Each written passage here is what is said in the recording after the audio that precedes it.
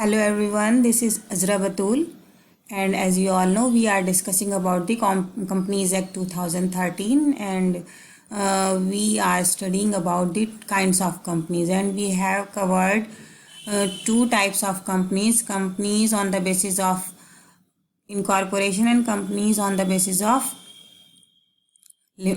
liabilities. So we will study about the companies on the basis of control today. Companies on the basis of control में हमारी 4 types of companies आती हैं।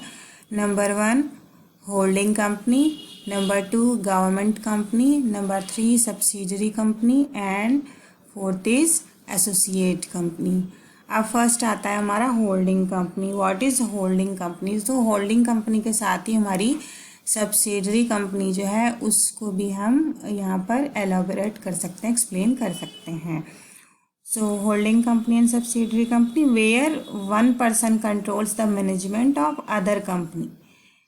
The former is called the holding company and the latter over which the control is exercised is termed as subsidiary company.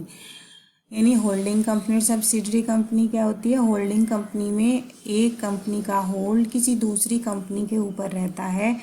जिस company का hold है उसको holding company कहेंगे और जो उसके अंडर होल्ड में वो सब्सिडरी कंपनी। आगे हम इसकी एक्सप्लेनेशन भी कवर करेंगे। मीन्स ये है कि इसमें 2 कंपनीज का होना बहुत ज़रूरी है। A company shall deem to be holding company of another if that other is a subsidiary. कब मानी जाएगी? जब एक कंपनी होल्डिंग तब मानी जाएगी जब उसके सामने उसकी कोई सब्सिडरी कंपनी हो। नंबर 2 पॉइंट आता है इसका, A company shall be deemed to be a subsidiary if of another company if the another company have some conditions. क्या क्या कंडीशंस होंगी अब वो? नंबर 1 है control the composition of its board of directors. देखो होल्डिंग कंपनी जो होती है वो सब्सिडरी और किसी कंपनी की होल्डिंग कंपनी तब मानी जाती है जब जो सब्सिडरी कंपनी है उसके बोर्ड ऑफ डायरेक्टर्स का कंपोजिशन का जो होल्ड और कंट्रोल है वो भी होल्डिंग कंपनी पे हो। इसको मैं आपको आगे और अच्छे से एक्सप्लेनेशन देकर भी समझा दूंगी। Next point, hold more than half of nominal value of its equity share Capitals. यानी जो होल्डिंग कंपनी है उसके पास सब्सिडरी कंपनी की जो मोर देन हाफ जो nominal value of equity share capital की वो होल्डिंग कंपनी के होल्ड में हो, उसकी जो शेयर कैपिटल है। ठीक है। नेक्स्ट आता है it is a subsidiary of another company which is another company subsidiary. अब इसमें एक पॉइंट आ जाता है कि अगर एक कंपनी होल्डिंग है और अदर देन जो दूसरी कंपनी है सब्सिडरी और थर्ड कंपनी आती है जो कि जिसका कॉन्ट्रैक्ट सब्सिडरी कंपनी से, तो थर्ड कंपनी जो है वो भी होल्डिंग कंपनी की सब्सिडरी कंपनी ही काउंट होगी। ठीक है। If it hold more than 50% of total voting rights of the company, कि अगर होल्डिंग कंपनी के पास सब्सिडरी कंपनी के मोर देन 50% वोटिंग राइट्स हैं तब वो होल्डिंग कंपनी मानी जाएगी और दूसरी कंपनी सब्सिडरी कंपनी मानी जाएगी। इस एग्जांपल को हम ऐसे भी ले सकते हैं। फॉर एग्जांपल ए कंपनी है और दूसरी बी कंपनी है। बी कंपनी के 51 शेयर यानी मोर देन 50% शेयर, यहाँ पर जो आपकी जो लिमिटेशन या आपकी जो इम्पोर्टेंट पॉइंट बताया गया है, जो शर्त है यहाँ पर वो ये है कि जो सब्सिडरी कंपनी है उसके मोर देन 50% शेयर किसी होल्डिंग कंपनी के पास हो तब वो होल्डिंग और सब्सिडरी बनती है। यानी ए कंपनी के पास अगर बी कंपनी के मोर देन 51% ऑफ शेयर्स हैं सो ए कंपनी यहाँ पर होल्डिंग होगी और बी कंपनी यहाँ पर सब्सिडरी होगी। और होल्डिंग कंपनी के कंट्रोल में क्या होगा? Composition of the directors of the subsidiary company, ये भी ए कंपनी के होल्ड में होगा। और जो हमारा थर्ड पॉइंट था, it is a subsidiary of another company which is another company subsidiary. ये था कि फॉर एग्जांपल ए, बी और सी 3 कंपनीज हैं। बी के 51% ऑफ वोटिंग राइट्स जो है, 51% ऑफ इक्विटी शेयर कैपिटल जो है वो ए के पास है। सो ए यहाँ पर होल्डिंग हुई, बी सब्सिडरी। अब सी एक कंपनी है जो कि बी से डील करती है। सो यहाँ पर बी और सी दोनों ही सब्सिडरी कंपनीज मानी जाएंगी और ए यहाँ पर होल्डिंग कंपनी होगी। That is clear. नेक्स्ट हमारा पॉइंट आता है गवर्नमेंट कंपनी। गवर्नमेंट कंपनी के लिए क्या क्या रूल्स हैं ये हम स्टडी करते हैं। गवर्नमेंट कंपनी क्या होती है? A government company is a company registered under the Indian companies act in which not less than 51% of paid up share capital is held by the central government और any state government और partly by central government, partly by one और more state government. अब government company यहाँ पर किसे कहा गया है? गवर्नमेंट कंपनी के लिए रूल है कि कोई भी गवर्नमेंट कंपनी में वो कंपनी आ सकती है जो कि रजिस्टर्ड हो under the Indian company act.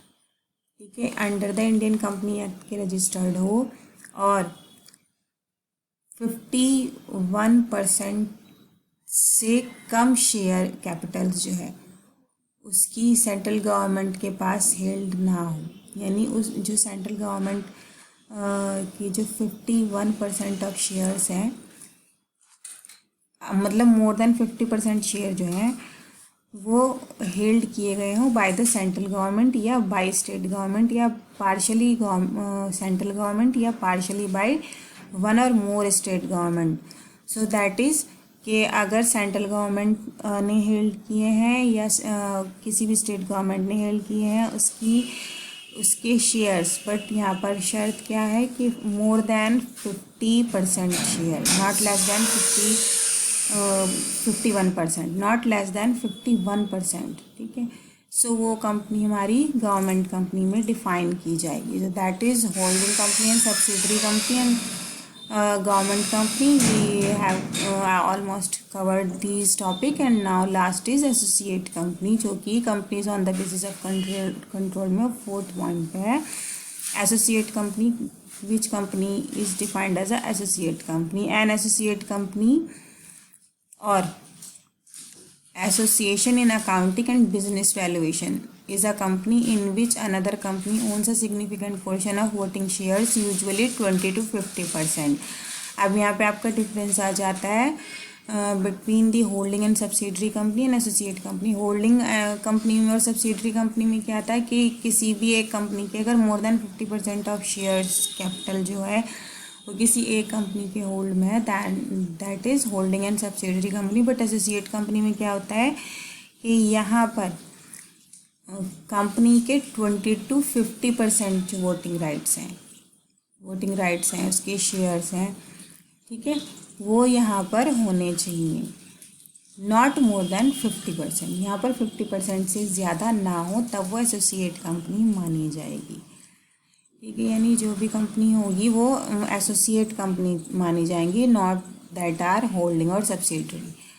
इसमें कुछ हम जो इसकी इंपॉर्टेंट नोट हैं वो भी डिस्कस कर लेते हैं। In the case an owner does not consolidate the associate financial statement, ownership over 50% creates a subsidiary with its financial statement being consolidated into the parent's book। अब देखो होल्डिंग और subsidiary company में क्या होता था, at the last of the financial year holding company को subsidiary company के financial statement जो है वो प्रिपेयर करने होते थे, क्योंकि उसके 51% ऑफ शेयर जो है सब्सिडरी कंपनी के होल्डिंग कंपनी के पास होते थे। बट यहाँ पे क्या होता है, यहाँ पर एसोसिएट कंपनी में ये इम्पोर्टेंट पॉइंट है कि यहाँ पर ऐसा नहीं होता। जो भी दूसरी कंपनीज होती हैं उनके जो ऑनरशिप है, यानी consolidate the asset of financial statement जो है वो यहाँ पर उसकी consolidate financial statement associate company नहीं बनाती है। ठीक है, ownership is over 50% creates a subsidiary. यहाँ पे मतलब ये बताया गया कि अगर 50%, क्योंकि एसोसिएट कंपनी में 20 to 50% शेयर होने चाहिए, नॉट लेस दैन और नॉट मोर देन 50%, ठीक है, और नॉट लेस देन 20%, तो वो यहाँ पर एसोसिएट कंपनी कहलाएगी। बट अगर 50% से ज़्यादा अमाउंट हो जाती है तो यहाँ पर वो सब्सिडरी कंपनी के अंडर इंक्लूड होगी।